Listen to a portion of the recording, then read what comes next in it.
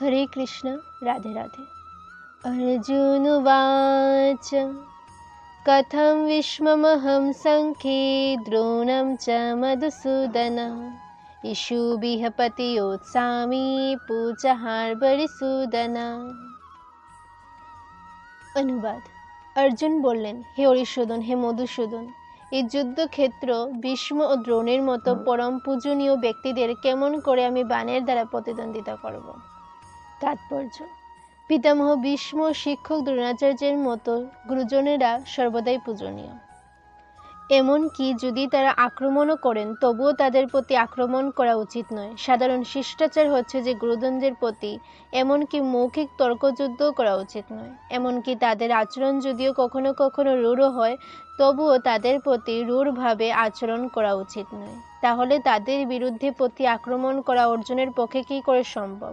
শ্রীকৃষ্ণ কি কখনো তার পিতামহ অর্ঘ্যসেন অথবা তার গুরুদেব সান্দিপনি মুনিকে আক্রমণ করতে সম্মত হবেন? অর্জুন যুদ্ধ থেকে বিরত হবার জন্য শ্রীকৃষ্ণকে এই রকম যুক্তি প্রদর্শন করলেন। গুরুণহর্তা হি মহানুভাবান শ্রেয়ভুক্তাং ভৈক্ষমপি হলোকে হর্থার্থকামনস্গুরিনিহৈব ভুঞ্জীয় ভোগান রুধিরপদিগ্ধ্যান। অনুবাদ: আমার মহানুভব শিক্ষা গুরুদের জীবন হানি করে এই জগৎ ভোগ করার থেকে বরং ভিক্ষা করে জীবন ধারণ করা ভালো। তারা পার্থিব বস্তুর অভিলাষী হলেও আমার গুরুজন। তাদের হত্যা করা হলে যুদ্ধলব্ধ সমস্ত ভোগ ও বস্তু তাদের রক্তমাখা হবে। তাৎপর্য: শাস্ত্রনীতি অনুসারে যে গুরু জঘন্য কার্যে লিপ্ত হয়েছে এবং ভালো মন্দ বিচারবোধ হারিয়ে ফেলেছে তাকে পরিত্যাগ করা উচিত। দুর্যোধনের কাছ থেকে অর্থ সাহায্য পেতেন বলে ভীষ্ম দ্রোণ তার পক্ষ অবলম্বন করতে বাধ্য হয়েছিলেন। যদিও কেবলমাত্র আর্থিক সাহায্য পাবার ফলে দুর্যোধনের পক্ষ যোগ দেওয়া তাদের উচিত হয়নি। এই অনুচিত কার্য করার ফলে তারা পাণ্ডবদের পরমারাধ্য শিক্ষাগুরুর পদের মর্যাদা থেকে বিচ্যুত হয়েছেন। কিন্তু তা সত্ত্বেও তাদের প্রতি অর্জুনের শ্রদ্ধা কোনো অংশে হ্রাস পায়নি এবং অর্জুন এই কথা ভেবে মনে মনে শিহরিত হয়েছেন যে জাগতিক সুখ উপভোগ করার জন্য তাদের হত্যা করা হলে সেই ভোগ হবে তাদের রুধির মাখা। না চাইদা বিদ্মঃ কতরনুগরীয় ইয়দ্বা জয়মদিবানুজয়ীয় ইয়াবেন হত্যা ন জীবিবিষামশ তেহবস্থিতা প্রমুখে ধাতরাষ্ট্রঃ। অনুবাদ: তাদের জয় করা শ্রেয় না তাদের দ্বারা পরাজিত হওয়া শ্রেয়, তা আমি বুঝতে পারছি না। আমরা যদি ধৃতরাষ্ট্রের পুত্রদের হত্যা করি তাহলে আমাদের আর বেঁচে থাকতে ইচ্ছা করবে না। তবু এই রণাঙ্গনে তারা আমাদের সামনে উপস্থিত হয়েছে।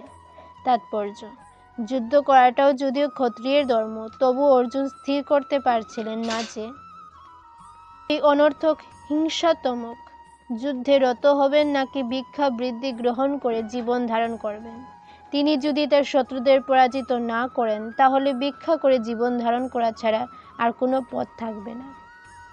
আর তাছাড়া যুদ্ধে যে কোনো পক্ষের জয় হবে তার কোনো নিশ্চয়তা ছিল না। যুদ্ধে পাণ্ডবদের জয় হলেও কারণ তাদের দাবি ছিল ন্যায়সঙ্গত। ধৃতরাষ্ট্রের পুত্রদের অবর্তমানে জীবন ধারণ করা তাদের পক্ষে নিতান্ত দুর্বিষহ হবে বলে অর্জুন মনে করেছিলেন। এদিক দিয়ে বিচার করলে সেটিও তাদের পক্ষে এক ধরনের পরাজয়। অর্জুনের এই দূরদৃষ্টি সম্পূর্ণ বিবেচনা অবধারিতভাবে প্রমাণ করে যে তিনি কেবল মহৎ ভগবত ভক্তই ছিলেন না, তিনি গভীর তত্ত্ব জ্ঞান সম্পূর্ণ পুরুষ ছিলেন এবং তিনি তার মন ও ইন্দ্রিয়গুলিকে সর্বত্রভাবে সংযত করেছিলেন। যদিও তিনি রাজকীয় পরিবারে জন্মগ্রহণ করেছিলেন কিন্তু তা সত্ত্বেও তিনি ভিক্ষা বৃত্তি গ্রহণ করে জীবন ধারণ করতে মনস্থ করেছিলেন। এর মাধ্যমে আমরা দেখতে পাই যে অন্তরে তিনি ছিলেন সম্পূর্ণ অনাসক্ত। এই সমস্ত সদ্গুণাবলী এবং তার গুরুদেব শ্রীকৃষ্ণের মুখপদ্য বাক্যের প্রতি তার গভীর নিষ্ঠা, এই দুইয়ের সমন্বয়ের ফলে তিনি ছিলেন প্রকৃত ধার্মিক। আমরা এখন এই সিদ্ধান্তে পৌঁছতে পারি মুক্তি লাভের জন্য অর্জুন সম্পূর্ণরূপে যোগ্যতা সম্পন্ন ছিলেন।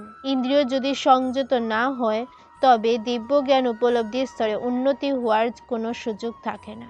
এই দিব্য জ্ঞান ও ভক্তি ছাড়া জড়জগতের বন্ধন থেকে কোনো রকমই মুক্তি হওয়া যায় না।